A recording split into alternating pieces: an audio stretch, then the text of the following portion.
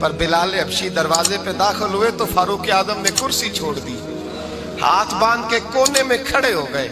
کالا رنگ ہے، نام بھی لکھنا نہیں جانتے، زمانے میں تعارف کوئی نہیں۔ حضرت عمر نے ہاتھ باندھا ہے، لوگ کہنے لگے عمر تو کیسے ہو، کس طرح سے نہیں ڈرتا، یہ کون آ رہا ہے جس کے لیے تیرا اتنا استقبال ہے؟ حضرت عمر کہنے لگے چپ کر جاؤ، اس کی بات نہ کرنا، اسے آنے دو، اسے آنے دو، اس کی بات نہ چھیڑنا۔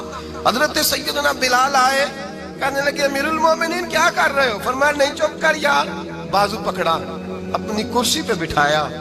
حضرت بلال کہنے لگے حضور میں غلام ہوں، مجھے تو طریقے بھی نہیں آتے ان کرسیوں پہ بیٹھنے کے، میں تو غریب ماں کا بیٹا، غلام باپ کی اولاد، سلیقہ، یہ آپ کیا کر رہے ہیں؟ تو حضرت عمر کہنے لگے بلال تھا تو غلام ہی، پر جب سے مصطفیٰ کا غلام بنا ہے تو ہمارا امام بن گیا ہے، اب تو